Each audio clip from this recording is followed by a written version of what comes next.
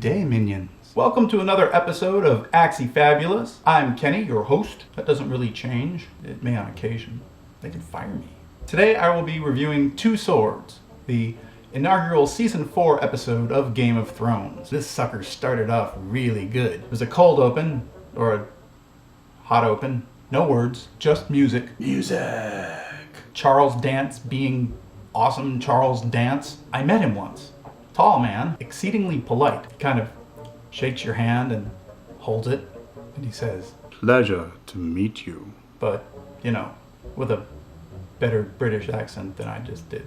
And all the while you're thinking, please don't kill me. So, the music. Music. I am all about music. I kind of want to know how much influence the writers and producers have in the music that goes into various episodes. Does Ramin Djawadi have like total autonomy, or does he get like these little notes? Jaime getting his hand hacked off and them cutting straight into a rollicking version of The Bear and the Maiden Fair by the Hold Steady. I love that. And in episode 4 last year, that bass thrum that growls down when Dany says Dracarys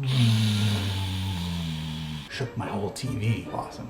The cold-blooded silence, this span of nothing, all through the credits of the Red Wedding. And here in Two Swords, where you have no words spoken during the cold open, just the rains of Castamere playing, and that last note that flows right into the theme song. This is telling you, this is the Lannisters, large and in charge, reminding us that they not only rule all of Westeros, they're kind of in charge of the whole show now too. So across the narrow sea, Dany is mustering her troops to march upon Meereen. We get the introduction of new Daario. It's a Daario! Played by Michael Huisman, who's played by Mike.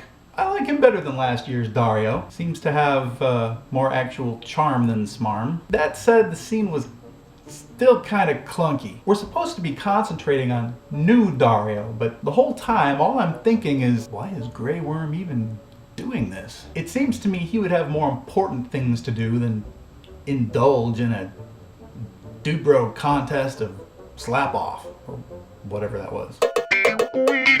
So in King's Landing, we get the introduction of a long-awaited fan favorite, Prince Oberyn Martell, the Red Viper, played by Pedro Pascal. I followed this casting pretty closely over at winterscoming.net, and over the years we've had a few fan casting posts where people would suggest this actor or that actor for the Red Viper, and most seemed like good, if expensive, ideas for the role. However, the announcement of Pedro being cast meant that the hopes of many a young girl and boy were dashed against the cold, hard rocks of actor availability and budgeting constraints. The internet did what the internet does, which is basically attempt to tear down an actor before even seeing 1 nanosecond of actual filming footage. Various bloggers, incensed that their dream date was not going to be playing their dream character, even went so far as to start a vicious rumor, insinuating the most cruel charge one can imagine. Pedro's white? The really clever ones even inserted a picture.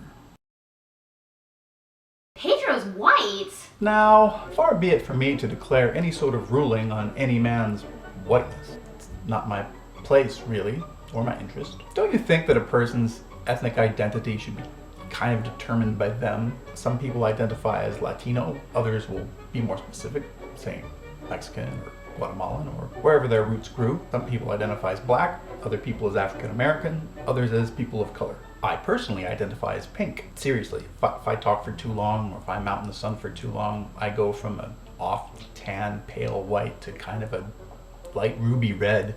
It's not the most attractive color in the world. But being that we are all actually one race, I tend to not place too high a value on ethnicity. However, in the interest of responsible journalism, if I ever happen across the worthy and charismatic Pedro Pascal, I may attempt this. Hey man, are you white? Or I probably won't. In all seriousness, what Pedro is a very skilled and charismatic actor. Red Viper. And Indira Varma, oh my god. I'm watching the show and suddenly sitting up taking notice of Ilaria Sand of all people. Tertiary character that just, I think I love her. I'd like to have her over for dinner. Not like the Thens. Speaking of Thens, I liked them. I imagine they will enjoy Castle Black. Castle Black, Jon Snow basically told the Black Brother Council the what, the where, the why, the when, right then and there. Kind of refreshing for television. Kit was good. I have a feeling this is going to be a strong season for him. We ended in the Riverlands, where a man's got to have a code. Omar coming. Fantastic ending. And again, my obsession with the music. There was no music during the Hound fight. Just swords and grunts and stabs until the point where Arya picks up that one sword. And then the music kicks in real low and ominous and kind of twisty. Yeah. A look in her eyes too. I'm still Team Sansa, but Maisie's good. Other cool stuff in King's Landing. Jaime's new haircut. I approve. The Queen of Thorns reacting to Brienne. My word! Sansa in the Godswood. I still love the fact that the weirwood tree is actually only just a weirwood stump in King's Landing. It kind of tells you a little bit about King's Landing. We got an awesome mention of Sir Duncan the Tall. Duncan Egg fans, rise up! Huh. Although, if we're being nitpicky, which is what we do, Sir Duncan should have probably come before Sir Arthur Dayne's Sword of the Morning because he lived in times before. I mean, unless Joffrey is dyslexic and was reading it backwards, which is possible because Jaime is dyslexic and Jaime's his father. I actually don't think that's an inheritable trait. You know what else was awesome? That statue of Joffrey. Fabulous. I want a statue like that. That was excellent. But who cares what I think? What does Facebook think? I like that. What does Tumblr think? I like that. Kind of want to know what Joey thinks now. Joey! Joey! We'll get back with Joey at a later time. So that wraps up my review of Two Swords. If you want to, say something nice in the comments. Say something mean in the comments. I kind of enjoy it. I mean, not in a perverse way. Or you could just be helpfully critical.